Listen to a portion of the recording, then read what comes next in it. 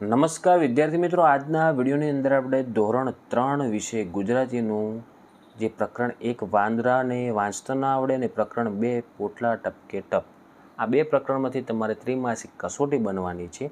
ત્રિમાસિક કસોટીમાં જે અગત્યના પ્રશ્નો છે, અગત્યના પ્રશ્નો લઈને આપણે એક પેપર બનાવ્યું છે, તો એનું સંપૂર્ણ સોલ્યુશન સાથે તમને વિડીયોની અંદર જ જવાબ આવડી જાય એ રીતના આપણે પેપર બનાવેલું છે. તો ખાસ મિત્રો તમને વિનંતી કરું છું કે વિડીયોને અંત સુધી જોજો, બીજા મિત્રોને શેર કરજો અને આવા ઉપયોગી વિડીયો માટે આપણી ચેનલને સબસ્ક્રાઈબ કરી દેજો.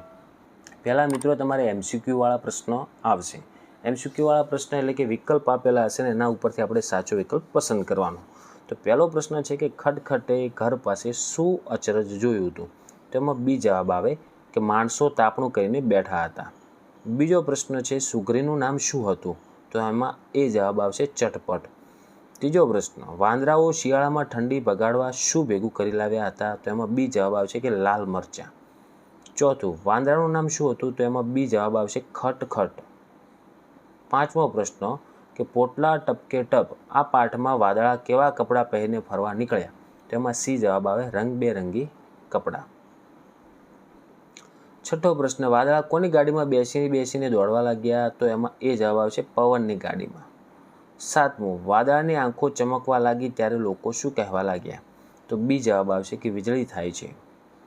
આઠમું વાદળાઓ ખૂબ હસ્યા ત્યારે તેમની આંખોમાંથી શું વરસવા લાગ્યું? તો એમાં બી જવાબ આવશે કે આનંદના આંસુ એટલે કે વરસાદ. નવમું વાંદરાનું ઘર કવિતામાં માણસોને તાપતા જોઈ વાંદરો શું લાવ્યો હતો? તો એમાં બી જવાબ આવશે કે મરચાં લાવ્યો હતો. 10મું વાદળાઓએ ભેગા થઈને કોની સામે હરીફાઈ કરી? તો એમાં એ જવાબ આવશે કે મોટો દીવો જે સૂરજ હતો ને એની સામે. પછી વિભાગ બી, એમાં હેતુલક્ષી પ્રશ્નો એટલે કે ખાલી જગ્યાઓ, ખરા ખોટા અને બંધ બેસતા જોડકા આવશે. તો જેમાં પહેલો પ્રશ્ન છે કે વાંદરાઓને ખાલી જગ્યા ઋતુમાં બહુ ઠંડી લાગતી હતી, તો એમાં આવશે શિયાળાની ઋતુમાં. બીજો સુગ્રી પોતાના ખાલી જગ્યામાં સુરક્ષિત રહે છે, તો એ ખાલી જગ્યામાં જવાબ થાય મિત્રો માળામાં. ત્રીજું છે વાદળાની ગાડીમાં બેસીને કેની ગાડીમાં બેસીને દોડવા લાગ્યા? તો પવનની. ચોથો પ્રશ્ન વરસાદ વરસવા લાગ્યો ત્યારે લોકો બોલ્યા કે શું શરૂ થયું? તો કે મુશળધાર ધરતી પર પાણી વરસવાનું એટલે કે વરસાદ શરૂ થઈ. પછી નીચેના વાક્યો ખરા છે કે ખોટા એ જણાવો. પહેલું છે વાંદરાભાઈએ ઘર બનાવ્યું હતું, તો આ ખોટું થાય. બીજું સુગ્રીનું નામ ચટપટ હતું, તો એ ખરું આવશે. ત્રીજું કાળા વાદળાની પાછળ બીજા નાના વાદળા સતાઈ ગયા, તો એ ખરું આવશે. બંધ બેસતા જોડકા જોડવાના જેમ કે ખટપટ, તો એમાં બી જવાબ આવે. કેનું નામ હતું? વાંદરો. બીજું છે ચટપટ, તો એ નામ હતું સુગ્રીનું એટલે ઓપ્શન એ જવાબ આવે. ત્રીજું છે વીજળી ચમકે, તેને જોડવાનું એની સામે સી સામે કે વાદળાની આંખો ચમકી.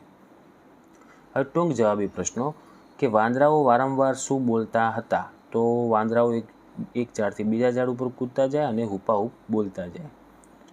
15મો પ્રશ્ન ખટખટને સુગ્રીની શિખામણ કેમ ન ગમે? ખટખટ એક વાંદરો હતો, એને સુગ્રીની શિખામણ કેમ ના ગમી? તો સુગ્રી ખટખટને ઘર બનાવી લેવા કહેતી હતી જેથી ઠંડી ગરમી અને વરસાદથી બચી શકાય, પરંતુ ખટખટ વાંદરાને લાગ્યું કે આ નાનકડી સુગ્રી મને શિખામણ આપવાવાળી કોણ, તેથી તેને શિખામણ ન ગમી.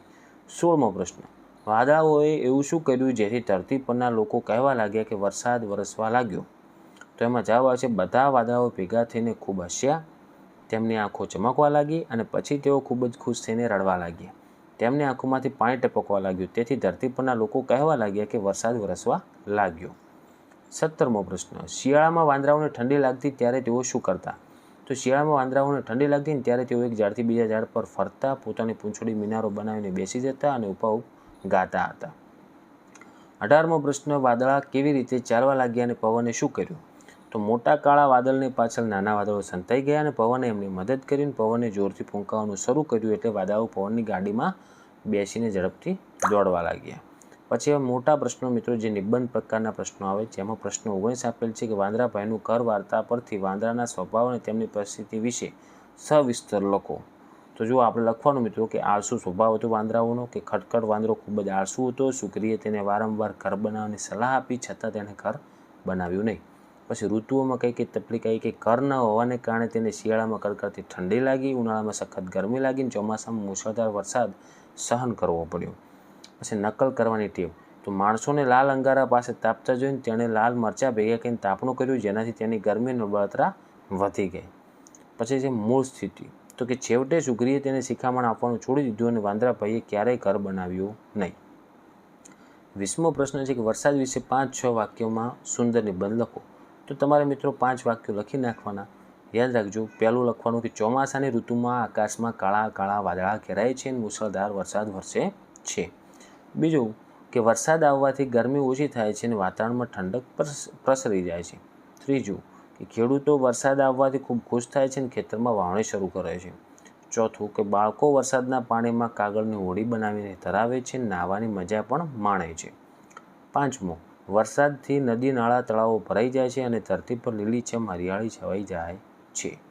ઓકે મિત્રો, તો આ થઈ ગયું આપણે ધોરણ 3 વિષય ગુજરાતીનું ત્રિમાસિક કસોટી માટેનું મોસ્ટ એમપી પેપર. તો આશા રાખું છું મિત્રો કે વિડીયો તમને ઉપયોગી બન્યો હશે. તો વિડીયોને લાઇક કરો, બીજા મિત્રોને શેર કરો અને આવા ઉપયોગી વિડીયો માટે આપણી ચેનલને સબસ્ક્રાઈબ કરી દેજો.